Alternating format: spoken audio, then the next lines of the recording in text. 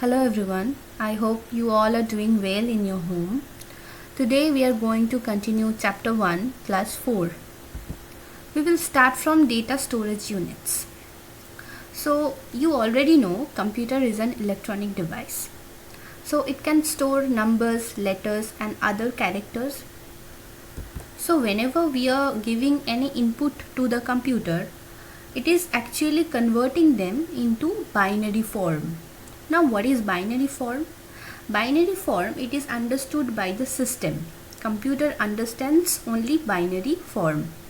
Binary form consists of two digits, that is 0 and 1. And this 0 and 1 is known as bits or binary digits. So it is interesting to know that a computer understands only two digits, 0 and 1. So whenever we are giving any input to the computer, it is actually converting them into 0 and 1, then understanding your input. According to that, it is giving us the result. So whenever 8 bits are together, it is forming 1 byte. Byte is the smallest unit of storage which represents a character in a computer. And whenever 1024 bytes, it is forming 1 kilobyte. 1024 kilobyte, it is forming 1 megabyte. Now computer memory. Memory is the basic unit of a computer where it can store data and instruction. So whatever input we are giving, whatever data we are giving to computer, it is storing inside its memory, so that later on we can access that data or instruction. So it is the computer memory which is designed to cater all these needs.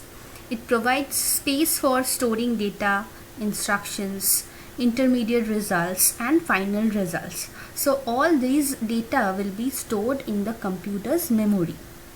Now computer memory is categorized into two ways. One is internal memory, another one is external memory. Now internal memory. It is the main memory of the computer system. It is the storage space that can be directly accessed by the processor. It has a very fast access time and a smaller storage capacity with respect to the external memory of the system.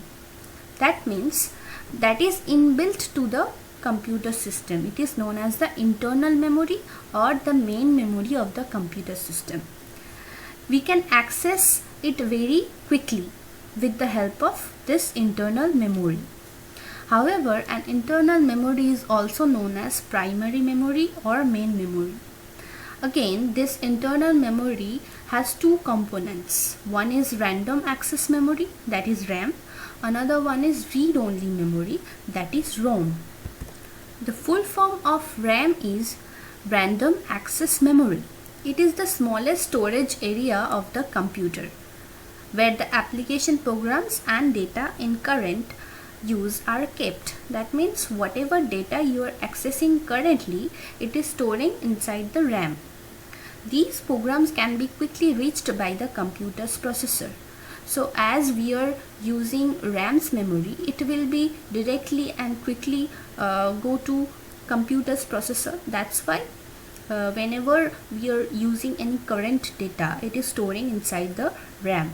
RAM is smaller than the hard disk, both in physical size and the amount of data it can store. So in both ways, it is smaller than the hard disk. The storage capacity of RAM can be increased to some extent. RAM is much faster in reading and writing data as compared to hard disk, CD-ROM or a DVD.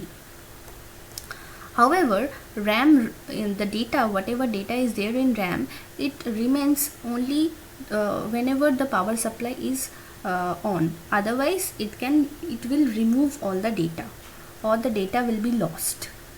That is why it is known as volatile memory.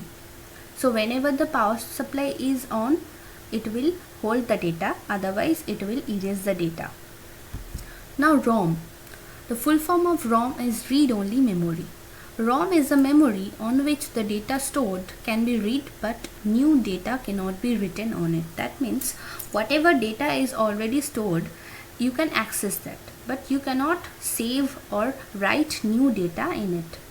The programs stored are not erased when the system is switched off. That's why it is known as non-volatile memory. So if you switch off the computer, then also it will remain in the memory. It will not erase. That's why it is known as non-volatile memory. The stored information in ROM can be directly accessed by the CPU. So whatever information is stored inside the ROM, it can be directly accessed by the CPU. It becomes active as soon as the system is turned off. So whenever you are switching on the computer, it will be active. Now the difference between RAM and ROM. In RAM, the data or instructions can be read as well as written onto it. That means you can store the data as well as whatever stored data is there, you can access it. But for ROM, the stored information can only be read, but nothing can be written onto it. That means whatever saved data is there, you can access that, but you cannot save more data or write more data into that memory. The information is lost when the power supply is switched off. That means it will erase whatever data is there inside RAM. But in case of ROM, it will not erase the data even if the power is switched off. So thank you students. We will continue in the next video.